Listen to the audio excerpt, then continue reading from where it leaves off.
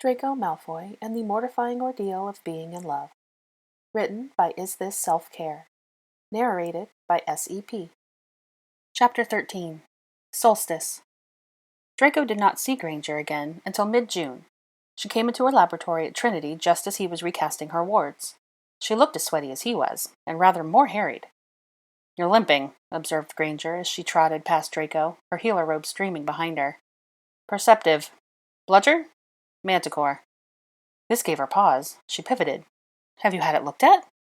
"Obviously." "By whom?" "Healer Parnell." "Oh, he's wonderful. Excellent. Bye." With that, Granger closeted herself in her office. Draco might have been offended at this cavalier treatment of his esteemed self, except that he recognized the distant look in Granger's eyes, the far-away, thinking of something, probably solving world hunger look. Under the pretext of double-checking the interior warding, Draco sauntered into the laboratory proper. As always, it was irreproachably neat. It seemed to him that there were more bottles of sanitatum than before, and also a few other healing potions of varying potencies, clustered into groups. Again, no written notes anywhere, nor any real indication of what Granger was working on. He was bending over a group of tiny vials, trying to determine if any of them contained either the Greenwell sample, or the Beltane ash, or the mystery substance she had harvested at Ostera. But he was interrupted by Granger poking her head out of her office. "You won't find much of interest there," said Granger when she saw him snooping. "I need to learn the computer," said Draco, a hand on his chin. "It would help." "Teach me," said Draco. He'd rather expected Granger to leap at the occasion. However, she said, "No." "No?" "I'd rather keep you useless, for strategic reasons." "Ungenerous of you." "I know," said Granger. "By the way, I have a favor to ask of you." "The answer is no," said Draco. "Brilliant," said Granger. "That's sorted, then." She pulled her head back into her office and shut the door again. "What sorted?" asked Draco to the closed door. "Nothing," said Granger from within. "Tell me." "No." "Is it to do with the solstice coming up, Litha?" "Go away. You said you didn't want to help." "I'm opening this door," said Draco. "Don't! I'm not decent." "Liar." "It's true. I'm undressing," came Granger's voice. It was slightly muffled. Draco paused. "Bit convenient, isn't it?" "Just give me a sodding minute." Draco gave her a sodding minute. Granger pulled open the door again. She was accompanied by the cold draft of cooling charms, and a surprisingly enticing whiff of antiseptic and sweat. Her hair was a mussed-up bun on her crown. She had removed her healer robes and replaced them with muggle clothes. "You're still not decent," said Draco, observing her shorts with a low-cut top. Still long-sleeved, however. "Please, this is normal attire when it's bloody scorching. Are all wizards secretly nuns, or is it just you?" Draco considered this an attack on his machismo, and seriously contemplated offering to show Granger how much of a nun he was not, except he couldn't think of how to phrase that in a manly, virile way. "Have you changed your mind about the favor?" asked Granger, backing out of his way so he could come in. Draco took his usual chair in front of her desk, and assumed a magnanimous pose. "I've decided to, at the very least, hear you out." "Thank you for lavishing me with your charity."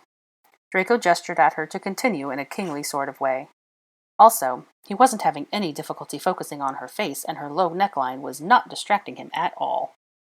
"I'm only asking you this because I know you are morally corrupt and have no ethical standards," began Granger. "I would ask no other Auror what I'm about to ask you." "Strong preface," said Draco. "I am flattered. Continue." "How do you feel about thievery?" "In favor," said Draco.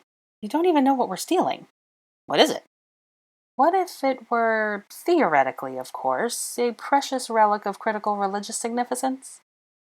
"Where are we going?" "Have you got any plans for the solstice?" asked Granger. "Thievery of a religious artifact with a surprisingly naughty healer," said Draco. "You?" A pleased look flitted across Granger's face, then disappeared. "I have plans with a morally bankrupt Auror." "He sounds like a catch." "I'm beginning to think he is," said Granger. Her withheld laughter kept her eyes bright. "So tell me." "Promise you won't report me to the authorities." "I am the authorities, Granger." "All right." Granger clasped her hands in front of her in a nervous knot. "I'm going to steal part of a skull." "A skull?" "Yes." "Human?" "Yes." Granger watched Draco anxiously for his reaction. He made her suffer by staring at her expressionlessly for a full 20 seconds. She was holding her breath. Diabolical, Granger. Granger let out a breath. Is this person dead or alive? Asked Draco. Granger looked scandalized. Dead, of course. I don't make assumptions. Whose skull? Mary Magdalene's. Granger was holding her breath again. What? I told you it was of significance religiously, said Granger. Isn't she wildly important to the Muggles? The Christian ones? Where is her skull kept? Are we going to raid the Vatican? Well, that's the good news, I think. Her skull lies in a reliquary in a crypt, and that crypt is in a quiet little monastery in the south of France. So what's the bad news? Well, speaking of nuns, the monastery is run by the Benedictine Sisters of the Sacred Heart. And they're witches. Ah, said Draco. They've been undercover as a religious order for centuries to escape persecution. They protected the Magdalene when she fled from the Holy Land. Stealing from them will be slightly more complicated than apparating in and nicking their most precious relic. I assume that you have a plan, said Draco. Granger looked offended that he would even ask. Obviously. I'm choosing a simple approach with the fewest moving parts possible. Your input as an Auror would be appreciated, incidentally. Tell me. The monastery is open for visitors. It's a popular walk-up for Muggles in the area. We are going to be bumbling Muggle newlyweds. Must we be bumbling? I shall find it difficult to remain in character. Yes, we must. Our walk-up will coincide, unfortunately, silly us, we are so bumbling, with the Benedictine sisters' midsummer celebrations. Must we be newlyweds? We quite detest each other. I know, but yes. If the nuns try to bar entry because of the midsummer celebrations, they probably won't, but just in case, we'll say that this visit was the highlight of our honeymoon, and that the pilgrimage up was a wedding vow promise, and that all we want to do is pray to the Magdalene, and won't they please consider making an exception? I will cry, you can cry. Hopefully they let the sniveling idiots in with minimal supervision. And if they don't? Asked Draco. That will mean that they are heartless wretches, and I shan't feel bad for stunning them to get in. See, that's the problem with morals. I would have just skipped to the stunning. Yes, well, I have a slightly more developed sense of ethics than you do, so I would like them to deserve it in some capacity. Only slightly, mind. I can't claim to be too noble since I'm setting out to damage a priceless artifact. Though, it's for a very good cause. Does that balance out? Anyway, by mid-morning most of the sisters will be down in the village. There's a basilica there where the townspeople congregate with them. There will only be a skeleton crew left at the monastery, and of course, whatever wards these witches have put up to protect the skull and their other relics. The priceless relics that they've been protecting for centuries. A few dusty caterwauling charms, I'm sure. This will be a dawdle. That's why I'd be rather pleased if you'd come along with me, said Granger. I have some knowledge of wards, but yours eclipses mine. Now, in the event that things go pear-shaped, I've prepared a few, distractions that I'll be planting as we do our innocent bumbling tour. What kind of distractions? Granger waved her wand and a glowing rune came to life between them. She flicked her wand and displayed 2 or 3 more. Every one of them contained the radical Kenza, a fire. Incendiary devices. In a monastery? Granger bit her lip. Yes. You're a menace, Granger. But I've modified them. They will look a lot worse than they actually are. They'll give the sisters real trouble to extinguish, though. I integrated combustible metals. The alchemist in Draco was intrigued. What metals? Magnesium, lithium, potassium. Aguamenti will do bugger all, said Draco. They'll need to find a dry extinguishing agent. Yes, by the time they work that out, we'll be long gone. I've put a perpetual boundary on each explosion. The fires will look enormous, but the real damage should be limited to a square meter. And disguises? Asked Draco. Here, Granger looked ambivalent. I'll leave yours to you. I was going to do a few simple glamours. I studied in France for 2 years, and I was only recognized once, by a fellow English student. I don't think the nuns in the country's most remote monastery will be up to date on Hermione Granger's most recent look. Fair. We'll bumble our way through the monastery, stunning and obliviating as needed, hopefully not at all, and I shall take a fragment of the skull so tiny they won't even know it's gone. And then, we separate out? The entire area is warded against, grimaced Granger. That's why we're being muggle walkers. We'll have to trot along the edge of the ward to disapparate. Portkey? Too trackable. Unless you fix the ones you attempted in the ring. I haven't, said Draco. That enchantment is a real bugger. There's a reason why there's an entire department dedicated to portus experts. Damn it. Brooms? Granger responded to this intelligent suggestion with all the gratitude and eagerness that might have been expected, which is to say, none at all. Why is it always brooms with you? She asked in a kind of snarl. Because they're bloody useful, and a good deal faster than bliming back down the trail by foot until we can disapparate. Unless you're secretly a mountain goat animagus. How would we even involve brooms? Hide them on the trail in advance? Can you squeeze a broom into your extended pockets? Probably, said Granger, frowning. Probably just one, given the awkward shape. That's settled then. Disillusionment and a quick broom ride out. I've used it hundreds of times to get out of sticky situations. As soon as you hit the sky, they can't see you at all, and you're miles away before they can summon their own brooms. Granger sighed. Fine. Broom until we're past the anti-apparition ward, then we disapparate out. Only in the unfortunate event that we trigger a ward or they catch us with their hands on the skull and give chase. Otherwise, we leave the way we came. I'll choose one of my racers, said Draco, growing rather excited at the prospect. I can attach a second seat. For her part, Granger looked techy. A racer? Wonderful. The point is to be fast. Shall we do a SWOT analysis? No, I know it's a good idea, said Granger. She looked pouty. I don't have to like it. Good. When shall I bring my broomstick for you to squeeze into your pocket? We'll have to see if the shaft fits whatever minuscule crevice you're offering, extension charms or no. Granger valiantly attempted to keep a straight face. What? Asked Draco, his own face impassive. Granger collapsed into a restrained giggle. Why did you have to phrase it like that? Draco's poker face was impeccable. Like what? Like a horrid euphemism for... Oh, never mind. For what, Granger? I said never mind. Draco let up a smirk. Who's giggling about penises now? Granger realized that he had been taking the piss. Give him a look back. At least I'm not choking on an omelet while doing so. Choking while stopping your gob at the knob is a rite of passage. Granger couldn't help the snort that escaped her. Stop! Now, if we can stop talking about penises for one moment. I'm not talking about penises, you are. I'm talking about broomsticks and pubs. I'm innocent. No, you are maddening. Granger pressed her fingertips to her temples. Right, let's focus. I have places to be. Where do you have to be? Places, said Granger. As for us, we're leaving next Friday. I shall jot you the details, but in brief, we'll flew to the Axon province. I'll drive us to town of St. Maximum, so that we arrive like muggles. Fine. And keep this escapade to yourself, added Granger. No, said Draco in a gush of annoyed sarcasm. I was thinking of placing an advert in the Prophet. I just don't want people asking questions.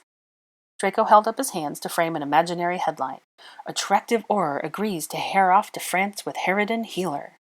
Harridan? Repeated Granger in a Harridanly sort of way. Or Harpy. Would you prefer that? I'd like to keep the alliteration. Granger's nostrils flared. I would prefer it if we brought this conversation to a close.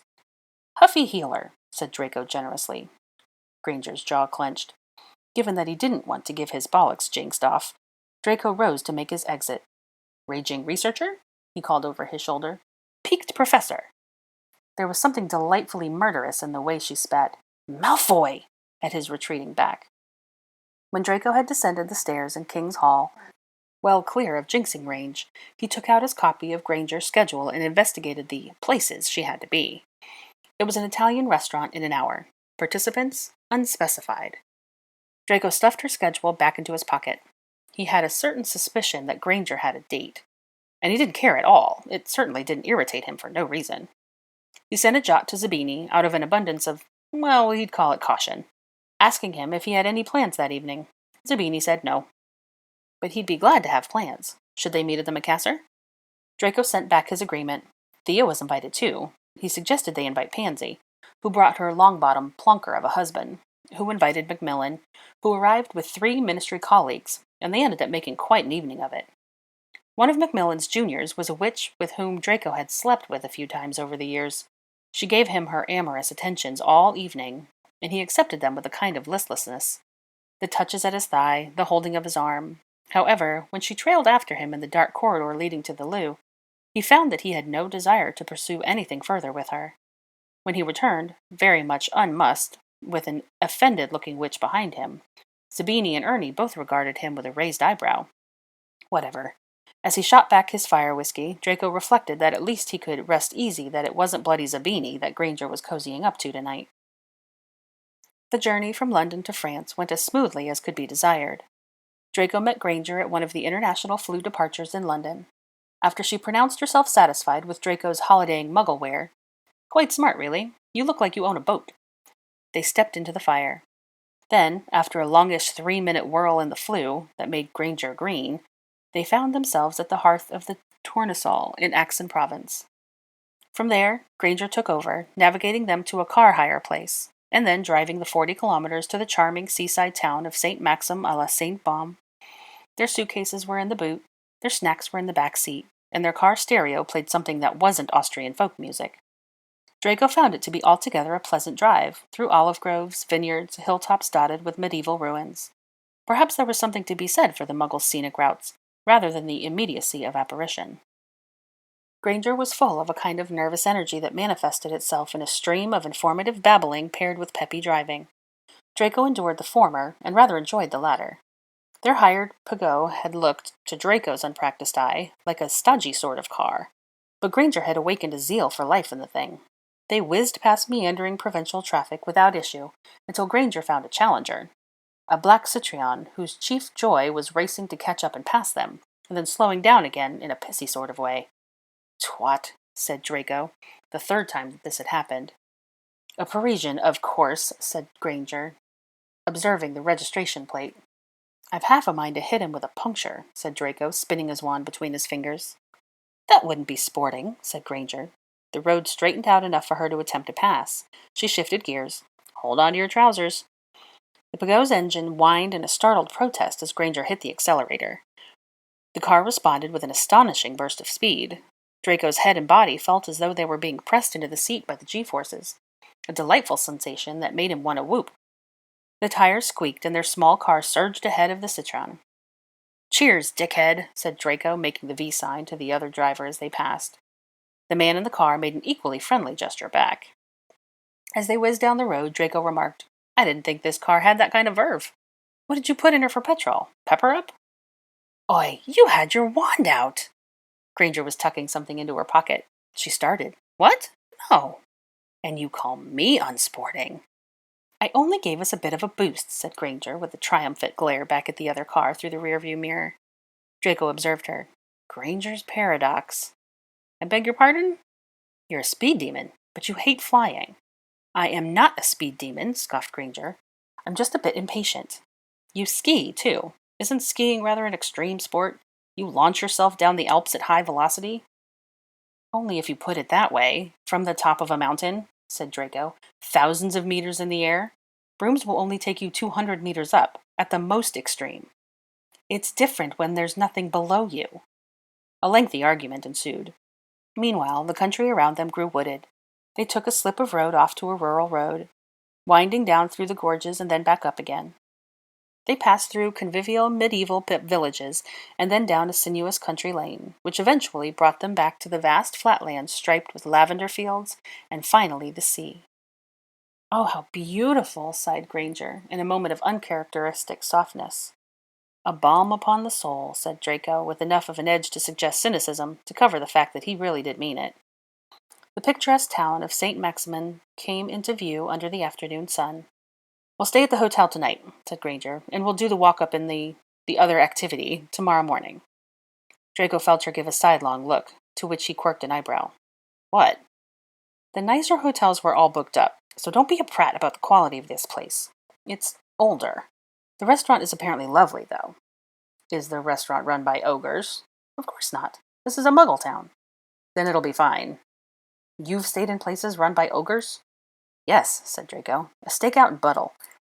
I did learn a bedbug extermination spell as a result, so we'll be sorted if you feel anything scurrying up your legs tonight." "Ugh," shuddered Granger.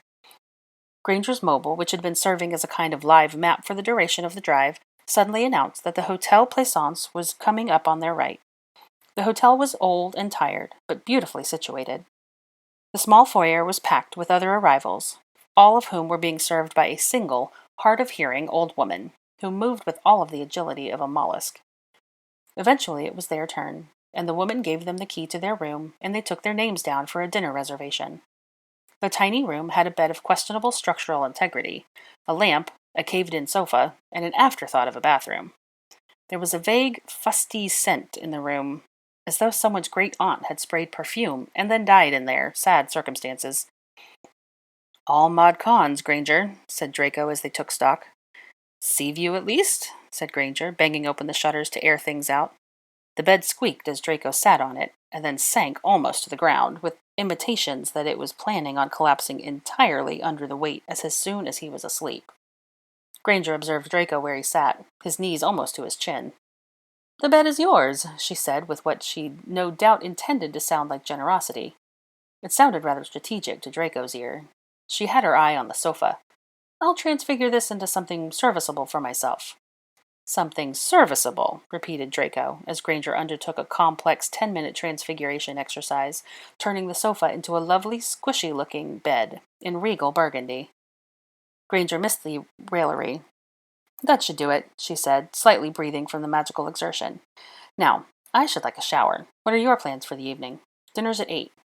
"My job," said Draco, already warding the window. "I'm going to have a wander. I'll meet you back here at 1:45. "All right," said Granger. She had pulled out a list. "What's that?" "My itinerary for the evening," said Granger. "You only have 3 hours," said Draco. Even from across the room, the list looked long.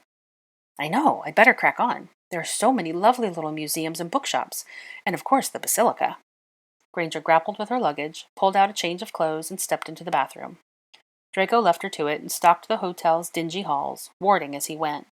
He did not find any baddies. There were only muggles present. Granger's plan, at least for day 1, was unfurlingly smooth.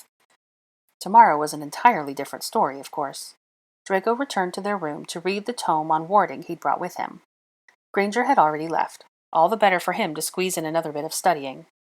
He kicked off his shoes, stretched out on Granger's bed, the book floating above him as he flicked through the pages. Draco had been focusing his study on warding techniques on the continent, but especially on the work of magical religious orders. He hoped that his readings on the warding systems of the Cistercian and Dominican monks would at the very least give him a clue tomorrow when he uncovered whatever the Benedictine sisters had cast around their beloved relics. As promised, Granger returned at 7:45. She saw him reading and immediately made a beeline for him. "Ooh, what have we got here?" "Studying for tomorrow," said Draco. "Give me a minute. I found something interesting."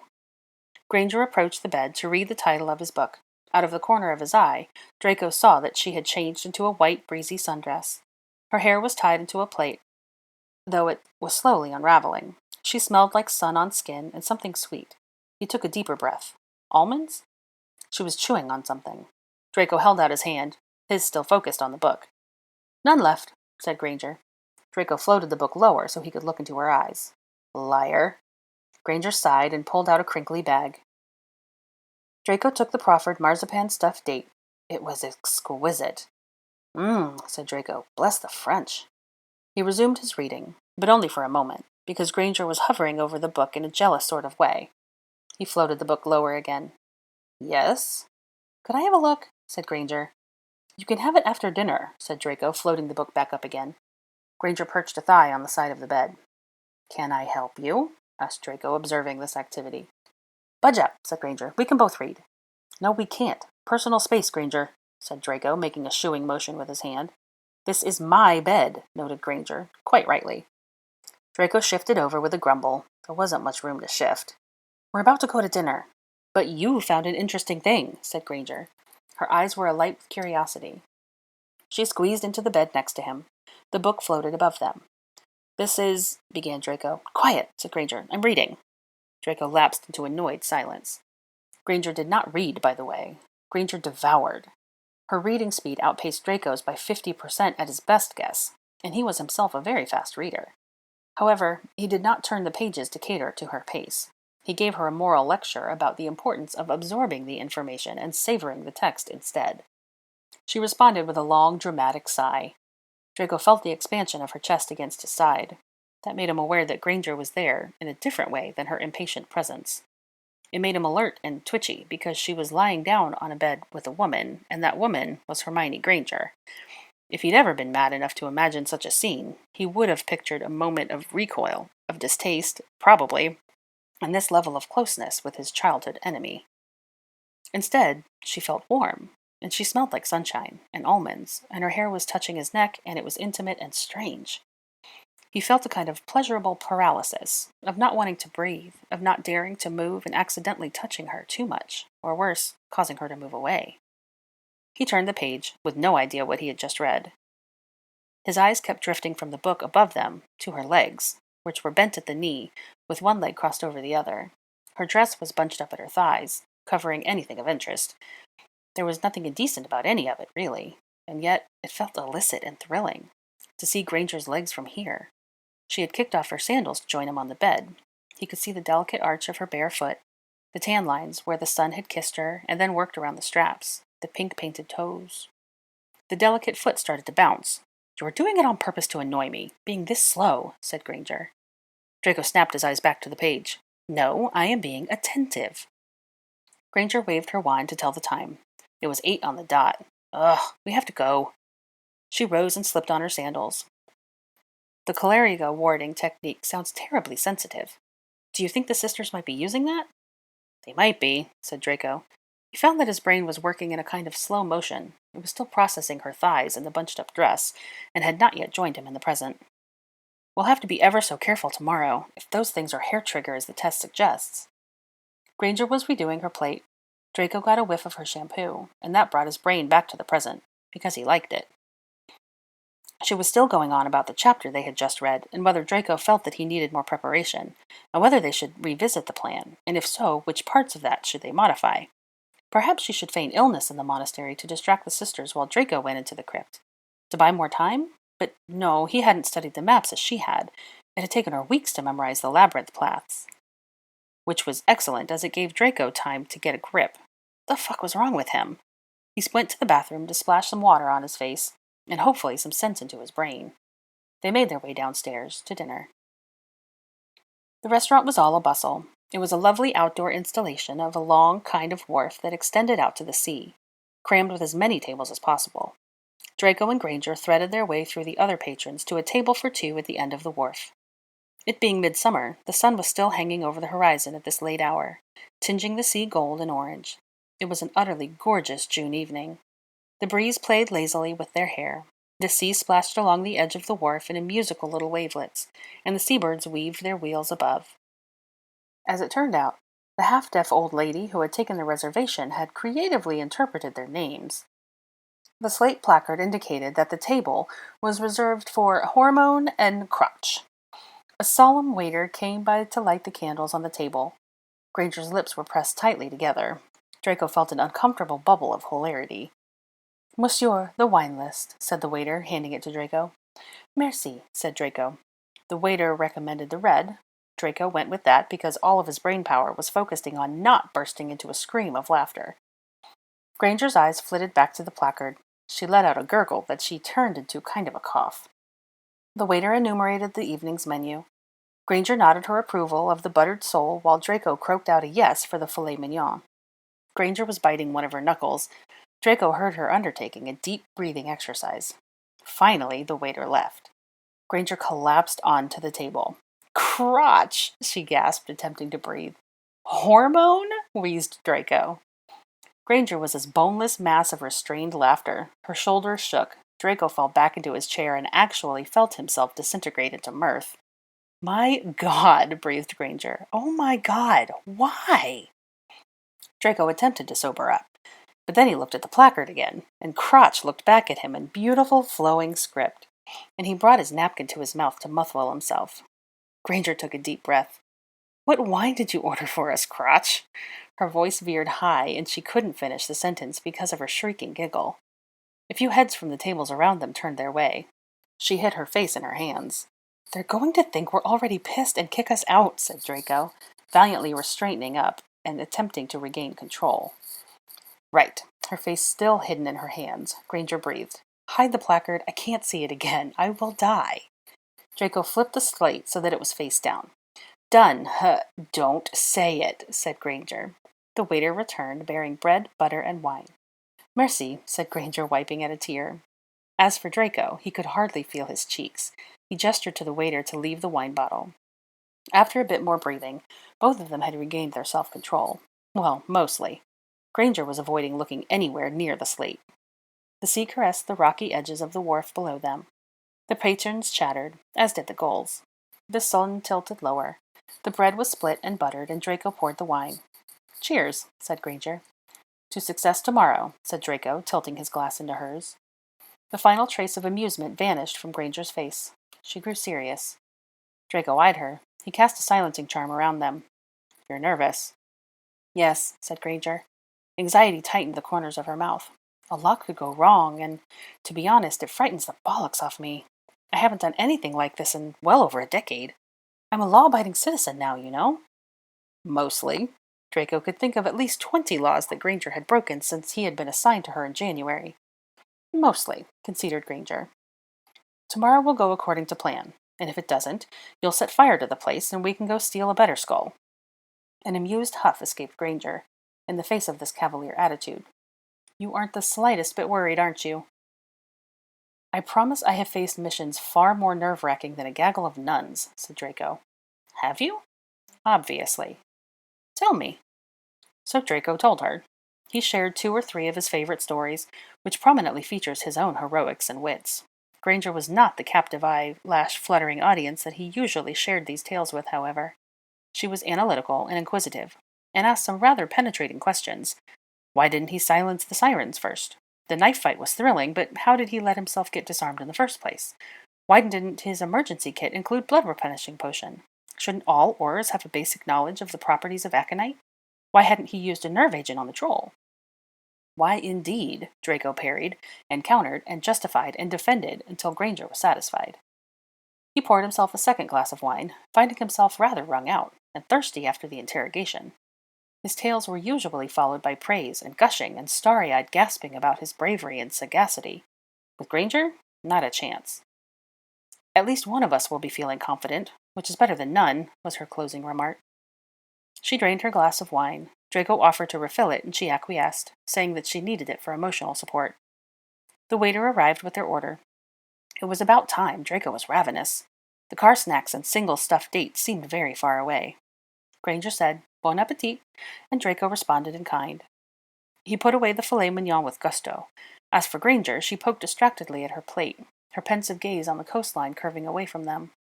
After 5 minutes of this, Draco lost his patience with her absent-mindedness. He tapped at her plate with his knife. "Food first, then thinking." Granger blinked. Then she pointed somewhere behind them. "I think I can see the monastery."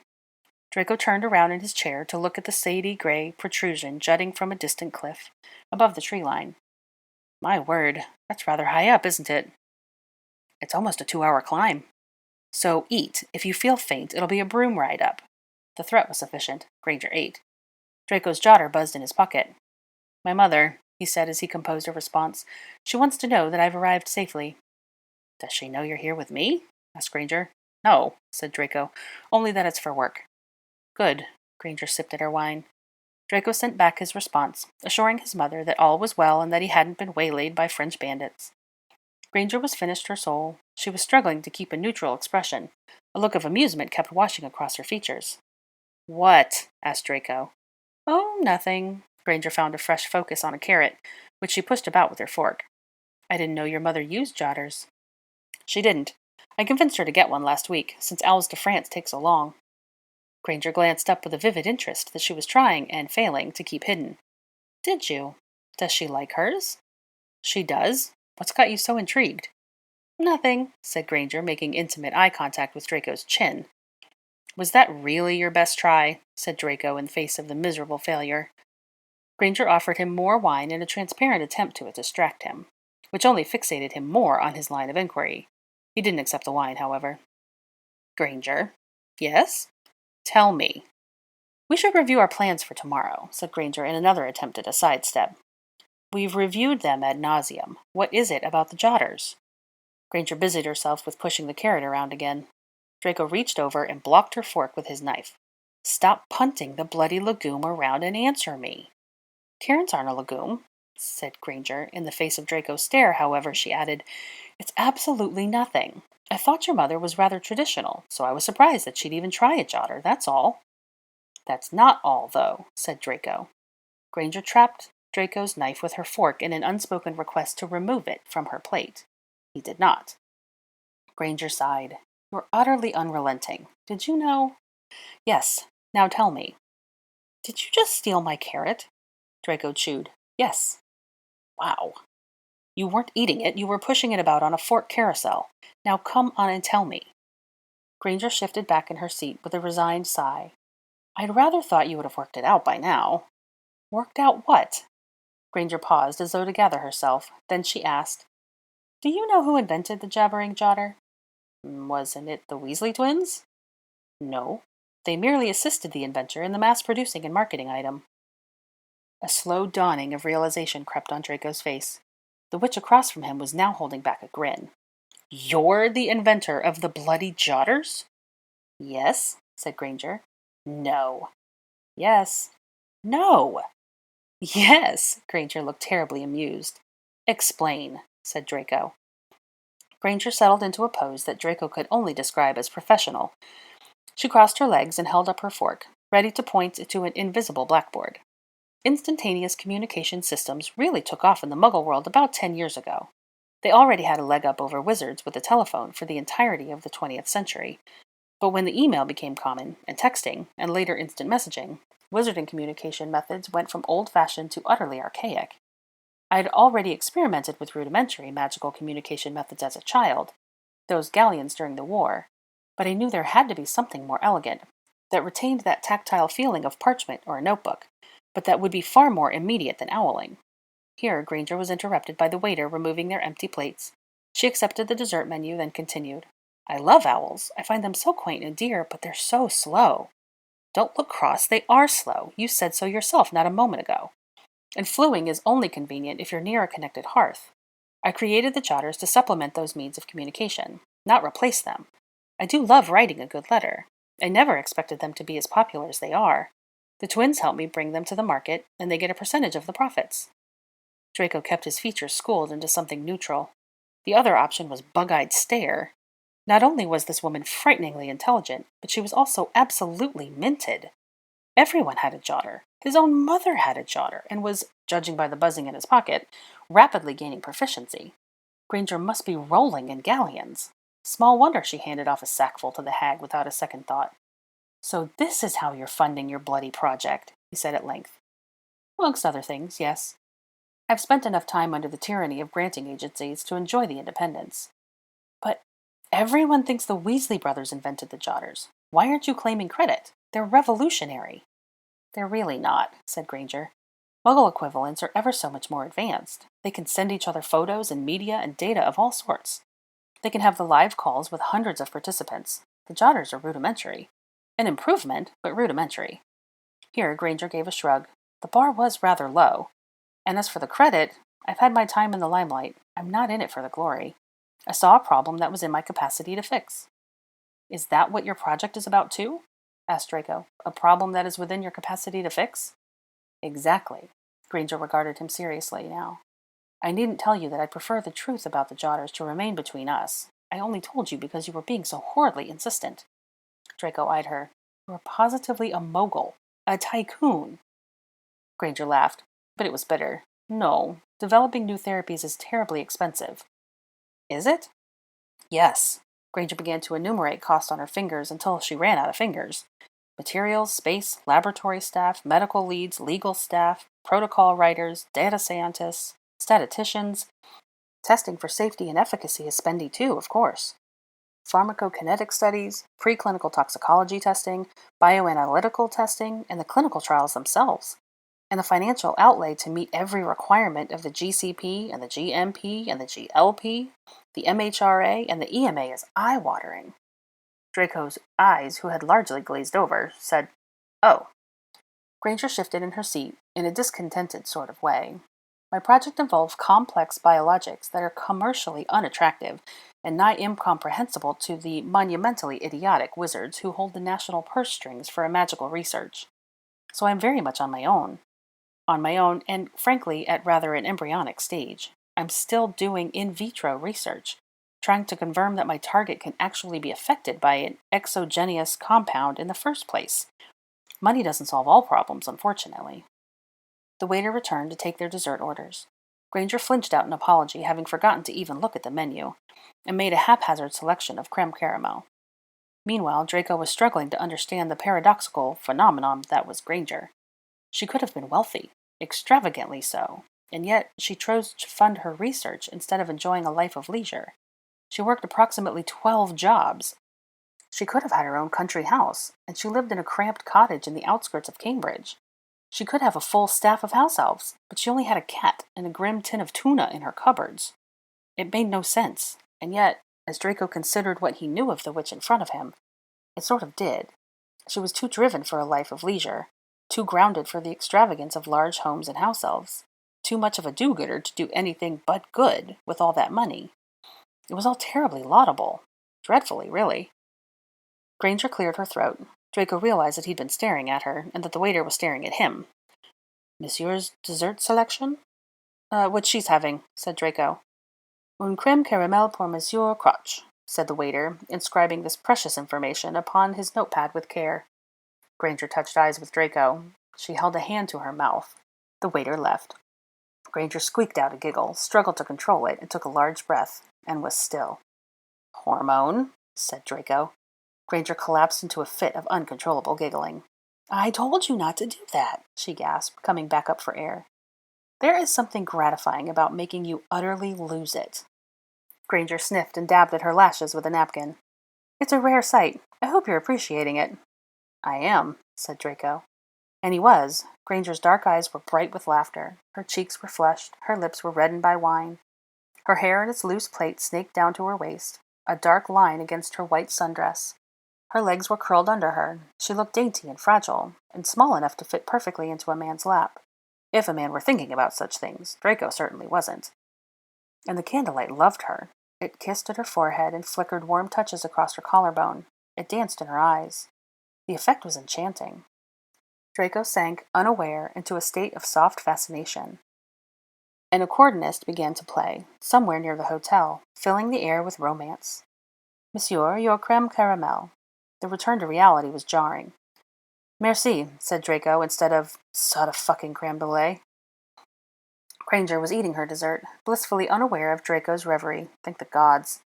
He decided to blame the wine for making him such a daft, moon-eyed cretin tonight. That and too few recent shags, clearly, if he was going to be faff-off about and daydreaming about Granger, of all the witches in his life. It would help if she didn't look like a lovely Grecian dryad tonight, about to join Artemis's retinue. Since when was Granger beautiful? What an aggravating development. "Are you all right?" asked Granger. "Why?" asked Draco, injecting some irritation into the syllable, to sound absolutely normal. "You've hardly touched your dessert," said Granger, gesturing to Draco's creme caramel with her spoon. "Rather uncharacteristic." There were other things going on that were rather uncharacteristic, but if that was the only one that the brain was catching on to, that was fine by Draco. "I'm savoring it," said Draco. He took a slow bite to demonstrate. Granger's eye twitched. "Stop that." "Stop what?" asked Draco. "Being indecent with the spoon." "I'm using the spoon. Anything else is a figment of your imagination." Granger narrowed her eyes at him. Draco took another slow bite, maintaining an obnoxious level of eye contact. Granger looked away. "Now you aren't eating yours," pointed out Draco. "I have quite lost my appetite, watching you snog the cutlery," sniffed Granger. "You aren't going to finish?" "No. Do you want it?" "I'd rather you choke it down and have enough strength for the monastery. If the nuns get shirty tomorrow, could be rather strenuous, magically speaking." Granger finished off her creme caramel doggedly, if not with enthusiasm. Draco found himself observing her now with a critical eye. When he had first met her, in long ago January, he had been struck by the exhausted thinness that had made her face severe and gaunt. It seemed to him that she had slightly healthier mien now, but only slightly. She was a little less bony, a little rosier in the cheeks. Granger gestured to the waiter for the bill. Her raised arm made Draco realize that her dress had left her arms bare, something that Granger's choice of attire normally trended against. And now, precisely because it was trying not to catch his attention, her left forearm caught his attention. There was a notice-me-not charm there. He deliberately looked at the table next door, allowing Granger and her arm to slip into the peripheral vision. There, a blur across the skin of her inner arm. He realized what the glamour was covering with a sickening plummeting sensation in his stomach. A vivid memory returned, of Bellatrix's handiwork, stark against Granger's skin, of Granger, limp and wrought out, lying like a dead thing on the drawing-room floor, of the blood oozing out of her fresh-carved letters. Draco had never used the word mudblood again after that. Now there was something terribly sorrowful in Granger's habit of wearing long sleeves, in the discreet glamour that she'd cast to be able to wear a pretty dress. Draco hid his own inner arm's shame from the world, but he would have thought that Granger, of all people, would have been able to heal hers away. Clearly, she still bore the mark of Bellatrix's knife. Malfoy? Draco blinked. You've gone quiet. Granger had settled the bill with Muggle money. She was rising from her chair. Draco rose with her. Just thinking about tomorrow. But really, he was thinking about a distant yesterday, when this witch had been mutilated in the halls of his home. And she still bore the scar, and she hid it, from him and from everyone, but it was still there. A daily reminder for her of cruelty and sick hate, of how close she'd come to death, of how near their world had come to a point of no return. He wished to say something to her, words of sorrow or an apology, but such words did not come easily to him, and he couldn't see such a conversation go anywhere but difficult, awkward places. As they weaved their way through the tables back off the wharf, Draco concluded that this was not quite the moment. But watching the blur of the glamour brush against the skirts as she walked, he was determined that there would be a moment, and he would find the words. Not tonight, but some night.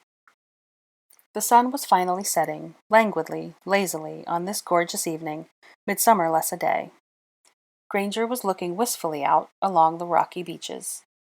There's meant to be a marker along there, where the Magdalene would have first set foot in France. I suppose that was on your itinerary? It was, but I ran out of time. Let's go, said Draco. Granger looked at him in surprise. You'd come? Draco gave her his most nonchalant shrug. I fancy a walk. Granger's surprise turned to a prudent kind of delight. Well, all right. It's about a 15-minute ramble that way, so the guidebook said anyway. They clambered down large boulders to the rocky beach, where they found a kind of coastal path. Granger led Draco along, pointing out features of geological and historical interest as they went. The views became progressively more dramatic as they left the shallow bay that the hotel was nestled in and made their way around the headland. The tide began to come in. Draco rolled up his trousers and his shirt sleeves, ensuring on the latter point that his own glamour was in place, then tied his shoes together and slung them over his shoulder. Granger carried her sandals hooked through her fingers. They splashed through the salty rock pools as warm as bath water. The sound of the accordion on the wharf faded away. Now it was only the heart pulse of the waves. They meandered into a flock of hundreds of seabirds, which took off around them, and unraveled into the skies in a whirl of wing beats and sea cries. It was a startling moment of sublimity that took a bit of their souls with it. Granger watched the bird's disappearance into the blue with a soft sigh. The fingertips on her collarbone, her lips parted. Granger said, Beautiful. And Draco said, Yes. But they were not talking about the same thing. They continued. The marker for the Magdalene's point of arrival was a modest stone, half buried in the sand, at the tip of the headland. A few cut flowers were scattered about, as well as candles gamely fighting to stay lit in the breeze. Granger furnished Draco with a great many details about the legend of the Magdalene's expulsion from the Holy Land, and what disciples were with her, and when she had reached this shore. Draco cared little for the details, but he was glad of the excuse to keep his attention on her. On the way the wind wended her path hither and thither, and on her bare legs trickling with salt water. At one point she almost lost her balance on the wet stones, and her fingers touched his arm. They were quickly withdrawn. Draco said he supposed that there were worse places to land than Provence. Granger said she thought so too. Draco asked whether the Magdalene would have eaten marzipan-stuffed dates when she was here. Granger fancied that she was the one who had actually brought the recipe over from the Holy Land in the first place. Draco said that stealing the credit for such a sublime culinary creation was a classically French thing to do. Granger agreed. Then they lapsed into silence, and they stood where the land meet the sea. They breathed the sweet air, and were tickled by the salt breeze. Little waves strained to reach past their knees before atomizing into brine. Draco found a sea star. Granger was delighted by the discovery and squatted down to look at it, and interrogated Draco on what species it was. Draco said he hadn't a sodding clue. They turned to walk back to the hotel, splish-splashing through the warm tide pools, wavelets clinging foamily at their ankles. Their hands brushed a time or two, and they said sorry and stepped away from each other, and kept walking, and then their elbows brushed by accident because they drifted together again. The large boulders near the wharf presented more difficulty for Granger on the way up than down. She stood, irresolute, grasping the wand in her pocket. But there were muggles about, and her plans to transfigure a stairway were interrupted. Draco came up behind her and lifted her in one smooth motion, and received an indignant squeal, and a face full of sandy skirts for his trouble. Her narrow waist was taut between his palms and warm. He didn't need the help to clamber up behind her, but he nevertheless accepted the small hand she reached towards him, and took amusement in the serious effort she put into her pull. They meandered back towards the hotel.